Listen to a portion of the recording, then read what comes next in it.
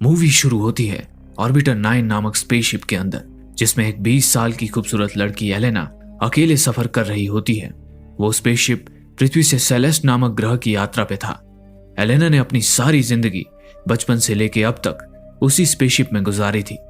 Over population, global warming और air pollution के कारण वैज्ञानिक एक नए ग्रह की तलाश में थे, जहां पर इंसान पृथ्वी को छोड़कर वहां जाकर बस सके। इसलिए वैज्ञानिकों ने एलेना को एक नए ग्रह सेलेस्ट की जांच के मिशन पे भेजा था।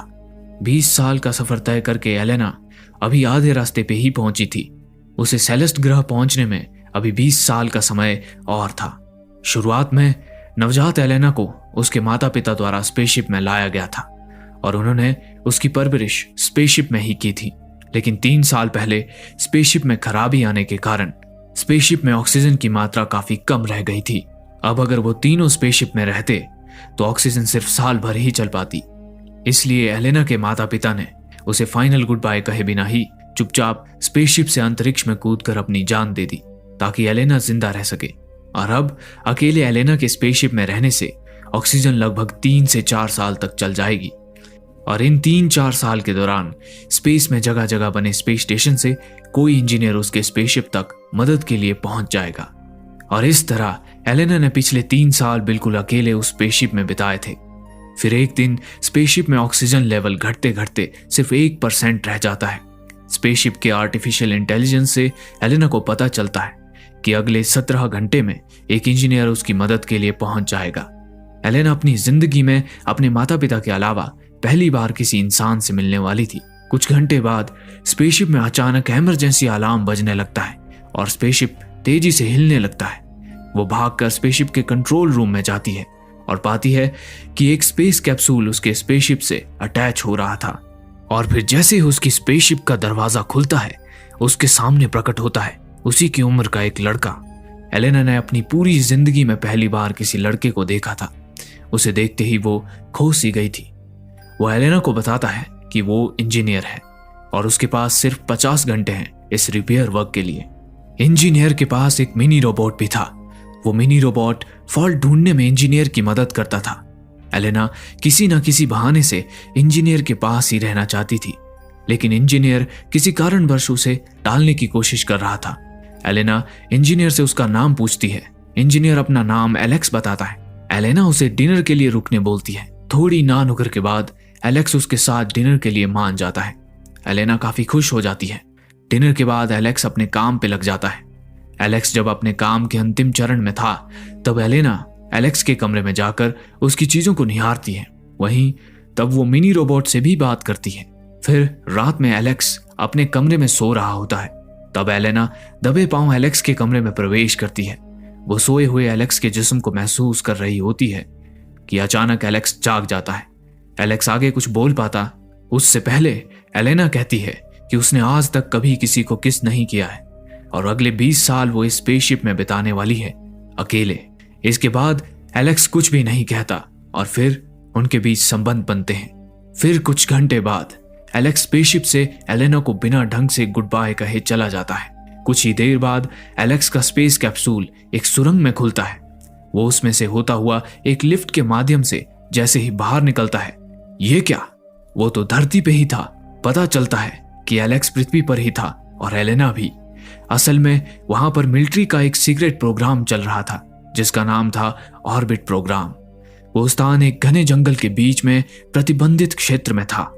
वहां जमीन के नीचे 10 अलग अलग स्पेसशिप के सिमुलेटर बनाए गए थे, जिनके नाम रखे गए थे ऑर्बिटर 1, ऑर्बिटर 2 और इस तरह से ऑर्बिटर 10 तक। हर सिमुलेटर में एक एक यात्री को रखकर उन पर साइंटिस्ट शोध कर रहे थे कि सेलेस्ट ग्रह की यात्रा के दौरान मानव शरीर इतनी लंबी यात्रा में कैसे और किस तरह रिएक्ट करेगा, ताकि असली यात्रा के दौरान मानव शरीर पे पड़ने वाले दुष्प्रभाव और बाधाओं से अच्छे से निपटा जा सके। आखिर संपूर्ण मानव जाति को सकुशल सेलेस्ट ग्रह पर पहुंचाने का अभूतपूर्व विजन था वैज्ञानिकों का। उन्हीं में से 9वें नंबर के स्पेसशिप ऑर्बिटर 9 में एलेना थी, लेकिन एक भी यात्री को हकीकत का बिल्कुल भी अंदाजा नहीं था। वे तो यही मान रहे थे कि वे अकेले ही स्पेसशिप में सेलेस्ट ग्रह की तरफ बढ़ रहे हैं। एलेक्स इस प्रोग्राम को चलाने वाली एजेंसी में साइंटिस्ट के पद पर काम करता था। एलेक्स एजेंसी में प्रवेश करता है। वहां ऑर्बिट प्रोग्राम का चीफ साइंटिस्ट एलेक्स को बताता है कि उनका स्पेस प्रोग्राम बहुत तेजी से प्रगति कर रहा है और ऐसा ही चलता रहा तो अगले 20 से 30 साल में पहला स्पेसशिप हकीकत में सेलेस्ट ग्रह की तरफ उड़ान भरेगा। एलेक्स फाइनली जब उस प्रतिबंधित क्षेत्र से अपने घर के लिए निकल रहा होता है तब मिलिट्री चेक नाके पे उसकी चेकिंग होती है। कार में रेडियो पर किसी सेलेस्ट स्पेसशिप दुर्घटना के बारे में बताया जा रहा था। दरअसल 5 साल पहले एक स्पेसशिप को सेलेस्ट ग्रह पर भेजा जाने वाला था, लेकिन वो स्पेसशिप उड़ान भरने के कुछ सेकंड पहले किसी तकनीकी खराबी के कारण एक धमाके के साथ फट गया, जिसमें सारे क्रू मेंबर्स जलकर मर गए। उस प्रोजेक्ट का हेड इंजीनियर एलेक्स था। उस घटना के बाद एलेक्स एक तरह से डिप्रेशन में चला गया था, क्योंकि ना सिर्फ क्रू मेंबर्स मारे गए थे बल्कि सेलेस्ट ग्रह का मिशन काफी पिछड़ गया था। उसी घटना से सबक लेकर साइंटिस्ट पहले सिमुलेशन के जरिए सारी संभावनाओं की जांच करना चाहते थे ताकि इस बार कोई गड़बड़ ना हो। फिर अपने घर पहुंचकर जब एलेक्स आराम कर रहा होता है तब अचानक से मिनी रोबोट एलेना का वीडियो दीवार पर प्रोजेक्ट कर देता है। उस वीडियो में एलेना की वही प्यारी बातें होती हैं जो वो मिनी रोबोट से कह रही थी। मिनी रोबोट ने चुपके से एलेना का वीडियो रिकॉर्ड कर लिया था। अगली रात एलेक्स अपनी साइकोलॉजिस्ट से मिलने जाता है। साइकोलॉजिस्ट अपना चेहरा छुपा कर रखती थी। वो एक स्क्रीन के पीछे से अपनी क्लाइंट को साफ साफ देख पाती थी, लेकिन दूसरी ओर से क्लाइंट को कुछ भी नजर नहीं आता था। सिर्फ नजर आता था तो एक एनिमेटेड लोमड़ी का चेहरा। एलेक्स साइकोलॉजिस्ट को सिमुलेटर के अंदर यात्रियों के बारे में बताता है कि सिमुलेटर में उन सभी यात्रियों का वैसा ही इस्तेमाल किया जा रहा है जैसे लैब में साइंटिस्ट चूहों का इस्तेमाल करते हैं उन पर एक्सपेरिमेंट करने के लिए। उन यात्रियों के लिए, खासकर एलेना के लिए, उसे काफी बुरा लग रहा था। एलेक्स अपने घर के लैब से एलेना को देखता रहता था, उसके बारे में सोचता रहता था। वो अपने दिमाग से एलेना को नहीं निकाल पा रहा था। और फिर एक दिन एलेक्स के सब्र का बांध टूट पड़ता है और वो निकल पड़ता है प्रतिबंधित मिलिट्री क्षेत्र में स्थित ऑर्बिटर 9 की ओर। उधर एलेना अपने स्पेसशिप में मायूस पड़ी थी।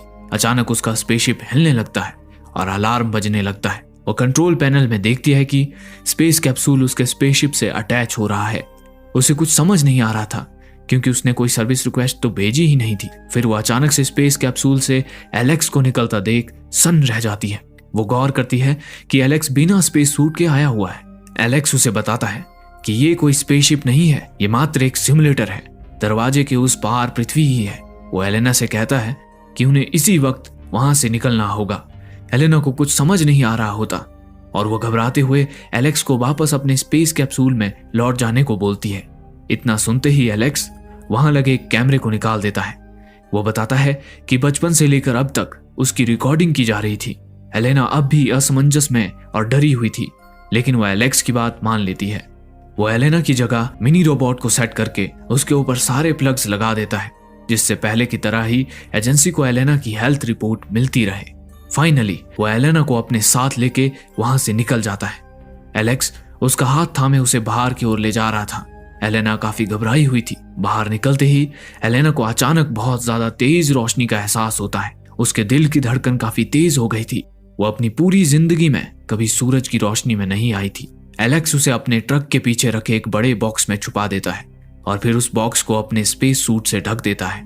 मिलिट्री चेक नाके पे पहुंचने पर एक फौजी रेडिएशन डिटेक्टर से उसके ट्रक को स्कैन करने लगता है। वो जैसे ही ट्रक के पिछले हिस्से की तरफ बढ़ता है, डिटेक्टर के बीप की आवाज तेज हो जाती है। एलेक्स की जान सूख के उसके कंठ में आ गई थी।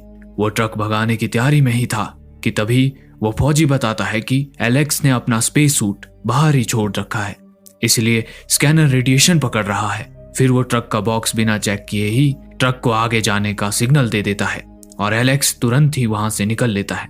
फिर वो एलेना को एक टीले पे ले जाकर बाहर निकालता है। वो एलेना को पूरे सिमुलेटर प्रोग्राम के बारे में बताता है। ये प्रोग्राम एलेना के जन्म से पहले से चल रहा है। वो ये भी बताता है कि ऑक्सीजन सप्लाई का फॉल्ट तो महज एक बहाना था। दरअसल वो तो स्पेसशिप में आर्टिफिशियल इंटेलिजेंस की तकनीकी जांच के लिए आया था। सब कुछ जानने के बाद एलेना अपने माँ बाप से मिलने की इच्छा जाहिर करती है। एलेक्स कहता है कि किसी को भी पता नहीं चलना चाहिए कि वो वहां से बाहर निकल आई है, खासकर उसके माँ बाप को जो मिलिट्री साइंटिस्ट हैं। उन्होंने अपनी आधी से ज्यादा जिंदगी इस प्रोजेक्ट को समर्पित कर दी है। उन लोगों में अपना परिवार ढूंढने की गलती वो हरगिज ना करें। सिवाय निराशा के उसे कुछ भी हासिल नहीं होगा। फिर एलेक्स उसे अपने घर ले जाता है। वहां एलेना बहुत सी सामान्य दिखने वाली चीजों को अपनी जिंदगी में पहली बार देख रही होती है। वो बारिश क्या होती है उसे पहली बार महसूस करती है। अगले दिन एलेक्स एलेना को अपने घर में छोड़ काम पे चला जाता है। काम के बाद वो अपनी साइकोलॉजिस्ट को जाकर सच बताता है कि वो एलेना को अपने साथ बाहर निकाल लाया है। जब एलेक्स वहां से निकल रहा होता है तो साइकोलॉजिस्ट एलेक्स के सामने आ जाती है। वो उसे अपना पर्सनल फोन नंबर देती है ताकि अगर उसे कभी किसी मदद की जरूरत पड़े तो वो उसे कांटेक्ट कर सके। एलेक्स एलेना को अपने घर में बने लैब से दूसरे सिमुलेटर्स के लाइव वीडियोस दिखाता है। वो बताता है कि सिमुलेटर में कैमरे बेडरूम और बाथरूम में नहीं लगे हैं, सिर्फ कॉरिडोर और एंट्रेंस पे लगे हैं। एलेना पूछती है कि अगर एजेंसी ये देखेगी कि एलेना स्पेसशिप पर नहीं है, फिर एलेक्स बताता है कि वो उसका वीडियो वहीं घर से शूट करके उसे स्पेसशिप के वीडियो फीड के साथ मिक्स कर देगा। एलेक्स आगे उसे ये भी बताता है कि सिमुलेटर का दरवाजा किसी भी यात्री के लिए तभी खुलता है जब उसकी मौत हो जाती है। एक बार जो यात्री सिमुलेटर के अंदर गया उसकी यात्रा को किसी न किसी बहाने से बढ़ाते रहते हैं जब तक कि वो नेचुरली मर न जाए, यानी सिमुलेटर से मुक्ति मौत के बाद ही संभव है। ये ऑर्बिट प्रोग्राम ऐसे ही डिजाइन किया गया था। फिर एक दिन एलेना एलेक्स को अपनी पीठ पे उभरते दाग दिखाती है।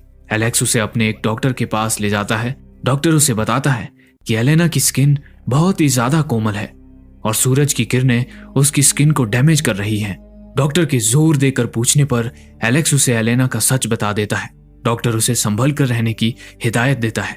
एक दिन एलेक्स की गैर हाजिरी में एलेना के हाथ एक गुप्त रिपोर्ट लग जाती है। उस रिपोर्ट से उसे पता चलता है कि दरअसल वो एक क्लोन है। वो सच की तह तक जाने का ठानती है और उसी रिपोर्ट की फाइल से अपने माँ बाप का एड्रेस निकाल कर एलेक्स को बिना बताए उनसे मिलने चली जाती है। वो फाइनली अपने माँ बाप से मिलती है।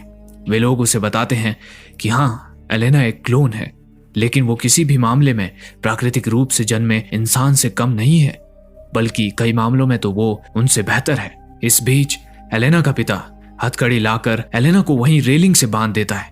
उसके बाद वो एजेंसी को फोन करने जा ही रहा होता है कि तभी पीछे से एलेना की माँ उसके सिर पे वार करके उसे बेहोश कर देती है। उधर घर पहुंचने पर एलेक्स एलेना को गायब पाता है और कमरे में बिखरी पड़ी रिपोर्ट को देख वो समझ आता है कि एलेना अपने माँ बाप से मिलने गई है।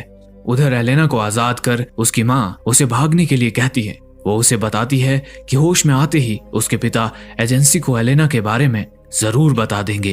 अपनी माँ से विदा लेकर एलेना वहां से भाग जाती है।